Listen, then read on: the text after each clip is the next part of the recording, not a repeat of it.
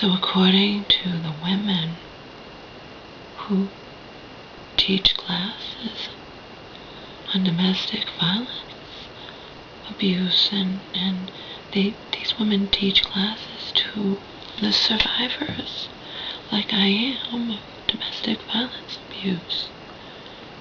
I took some classes at First to Serve in California. I wound up there after I was in a closed-in domestic violence abuse emergency shelter, which I would never reveal the location or name of. We sign a thing saying we'll never do that, and they have you do that for the protection of the women in there, many of whom are in literal danger if their abusers find out where they are. Anyway, according to the women who teach those classes,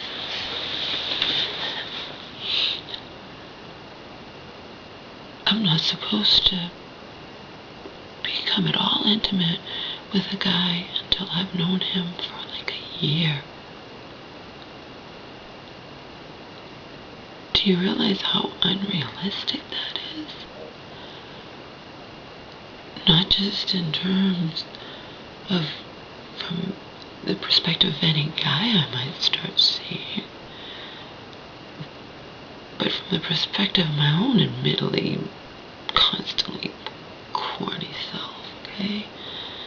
I'm continuously horny, lonely, bored, and angry. Bored, lonely, angry, and horny. I mean, all those things in no particular order, A year. The only reason I'm not at this point, well, actually, that was a transitional. I would probably still be there taking those classes had my mom not done the unthinkable in my eyes. I mean, not unthinkable, unimaginable, and offered to, to save the day. You and Omar can come stay with me, Laura.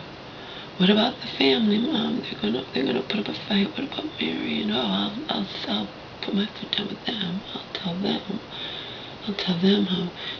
Mary, what about her son who got out of jail and there he'd spent a year in, and Mary had him living with me in that house for months and months and months, Oh, see, I told you none of that matters. The fact that both of Marion's sons have been in prison, one for a whole year now. None of that matters when it comes to her throwing stones at me. Doesn't matter that she's an admitted former cokehead. Cokehead for 8 years. Something she confessed to me because she wanted to.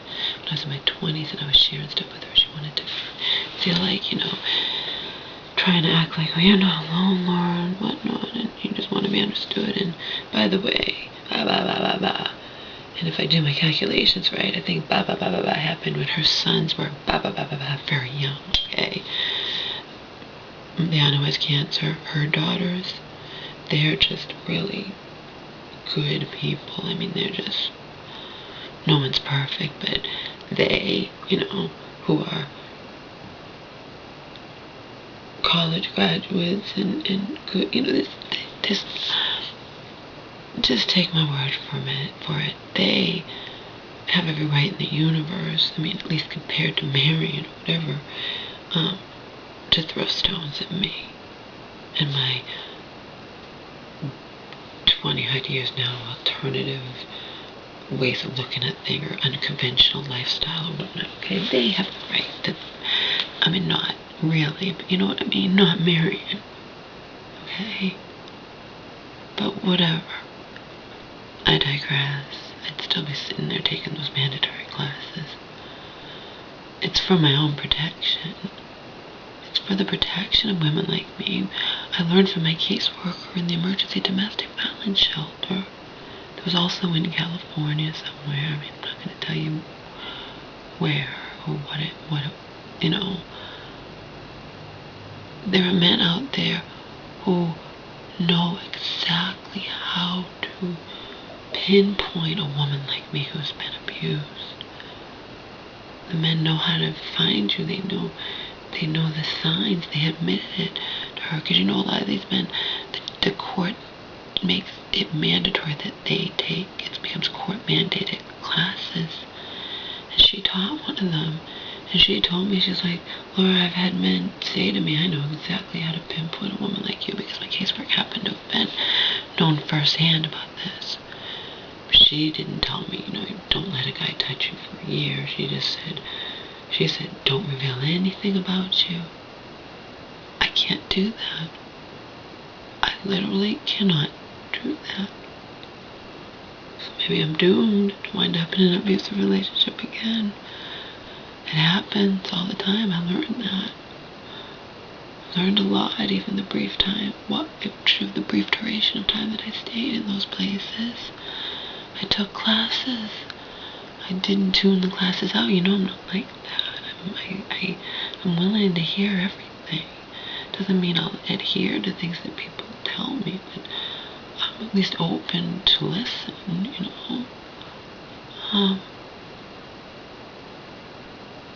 Casework in the emergency domestic violence shelter, where they teach you to not even call your abuser by his name. Or if you're a man who's been abused by a woman, by her name, you call him the abuser. Not supposed to reveal anything about me. Well, Jane, as I said to her point blank, how do I do that? How do I not reveal anything about me? Oh, well, when he starts asking you questions, Laura, even like, where do you live? Oh, or about your family. Oh, they're right. What, you turn around and say, where do you do? What do you know? It doesn't work that way, especially if you're doing online dating. Online dating, you have to put yourself out there right in your fucking profile, okay? None of this is realistic when it comes to me. So maybe I am doomed. Maybe I'm doomed to simply wind up with an abuser again. Because I have always had diarrhea of the mouth. I reveal things about me. Even to people I don't know very well at all, and have no reason to be trusting so damn soon. That might, I have no idea, but that might actually be a trait of people, or maybe more so women who've been abused. Because some of us we're people pleasers and we don't expect you to like us, so we're gonna reveal all kinds of stuff and be like, please don't hurt me. And sometimes the men who you think will never hurt you wind up hurting you. That Donald was my soulmate. I thought he was my soulmate. That man was my soulmate.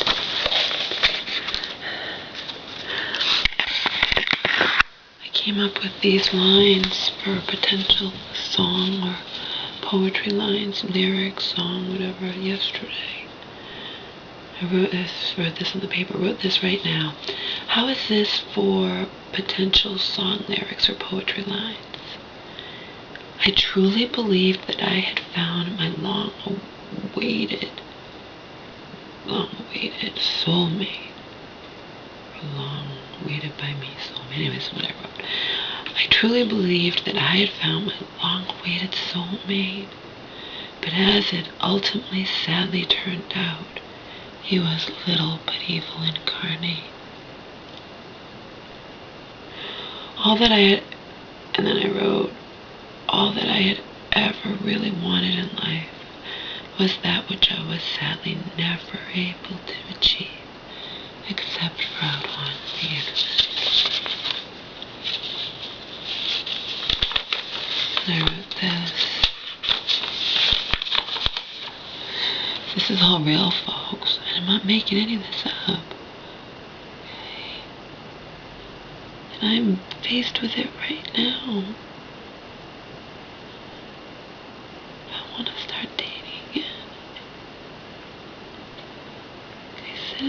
video, tongue-in-cheek, you know, a little thing.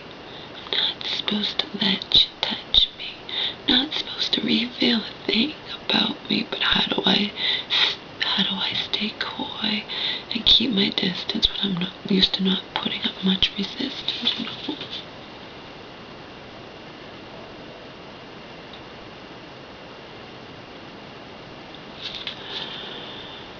This is what I wrote. You can't turn a childish stripper into a prim and proper, sophisticated, obedient clone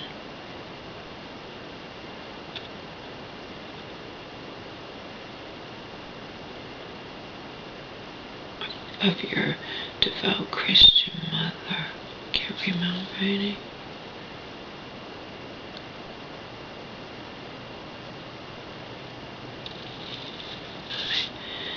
Any particular person's keen knowledge and understanding of exactly who you are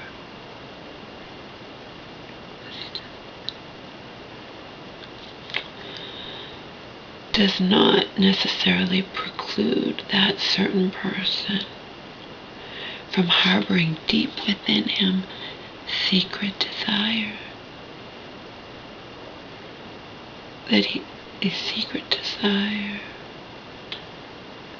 a hidden hope that he will somehow find a way to change everything about you that makes you uniquely you. Lesson learned, it will never be forgotten by me, not ever. Oh. Donald was brilliant. He was aware. Just because a person knows everything about you, and even in cases where that person understands everything about you, doesn't necessarily mean that person actually likes what he knows all about and understands. That's a lesson I will never forget. I will never, ever, ever have that out of my mind. No matter who I'm with in the future, you know, if I'm with anyone at all. Another thing I'm fond of saying is, why do I want to trust any guy? Why do I want to give all of myself to any guy, you know, ever again? So that next time, you know, instead of gaining a measly, this is on top of completely losing myself, by the way, instead of gaining a measly 72 pounds, sarcasm totally intended, I wind up gaining 200 or more pounds. Oh, fuck that. All that I ever really wanted, wonder what that is. I've told you a million times, it was F-A-M-E, capital F-A-M-E, okay? All that I ever really wanted is that which I was never able to achieve, except for out on the internet, okay?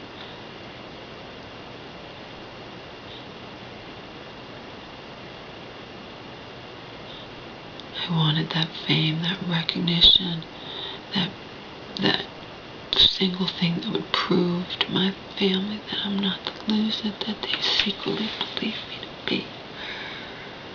Secretly and not so secretly when it comes to Auntie M, okay? When it came to Auntie M, whatever, you know? I wanted that more than I wanted love or anything. Donald just blew me away. He knew all the buttons to push. And it was only once I was in his quote-unquote demands, as the term he uses in that tape I have out here in private. The tapes he tried to get back from me. He tried to steal, and I found him in his stupid drawer, and I took him. I didn't know he was living with his mother, and more importantly, I didn't know he'd been on psych disability, you know, and was ingesting, experimenting, getting his doctor to prescribe all different psych meds, okay? Donald's arrogant, and he wants to feel better, and he would experiment. He would take more than the the more than the, the recommended dosage. You do all kinds of fucking shit.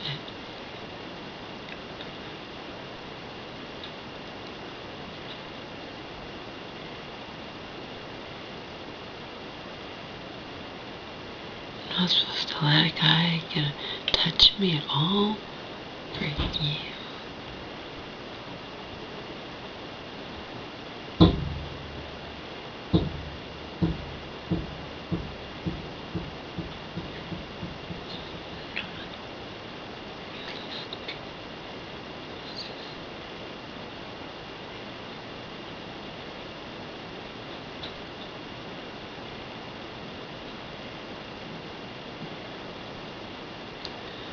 I take to heart all this shit. I can't just automatically, brush it aside or whatnot.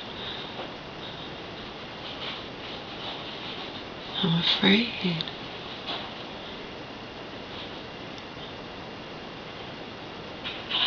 Afraid of getting involved with any man. I'm afraid of doing this dating website thing. I'm afraid of it all.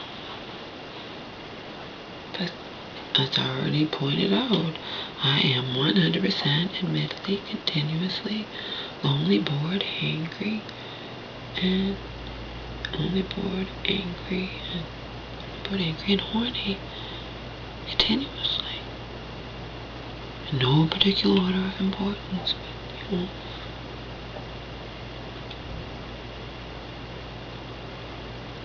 I don't know.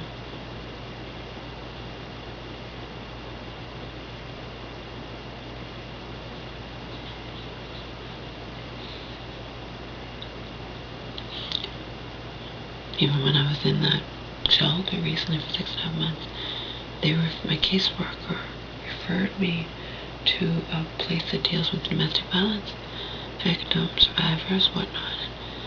And the woman was nice, but she was like, Laura, I mean, you can go to group classes, but one-on-one here, I really don't feel like I can help you, because your situation was that you hadn't been, boyfriend, girlfriend with the man for a long time, and I think she said something like, you're dealing with trauma, and we don't deal with trauma here, and we deal more with how escape routes and women who are still in that situation, or blah, blah, blah, whatever. She told me outright. She's like, you're dealing with trauma, it's beyond my scope, and then I saw it twice, I think. A woman in a place that she deals with, her specialty is trauma. It was also a place that they deal with addicts, so they're not going to be somebody who's going to try to push psych meds on me, And that's what I told my case manager in the shelter. That's what I want, So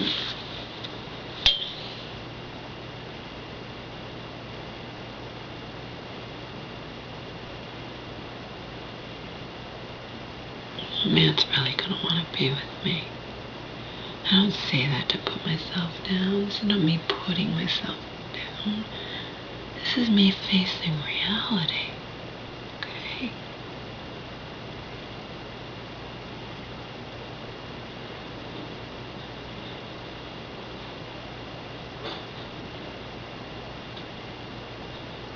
Why shouldn't I grab just a little pleasure, or if I can get it,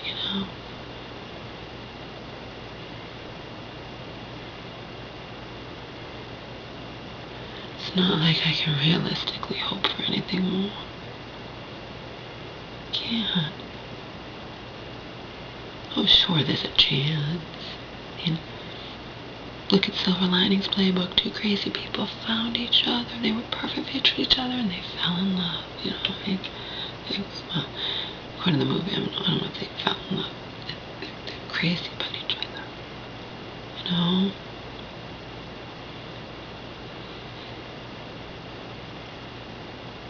It is what it is. I get pleasure from other things. I can get pleasure from simply exploring all that online has to offer in the wonderful world of dating and whatnot. There's a million things out there. I can get pleasure from that. I can get pleasure even though if I never decide to meet any of these men, a man who write to me and praise me and you know, sometimes those are really attractive men, and you know, it's an ego boost. It gives me an ego boost.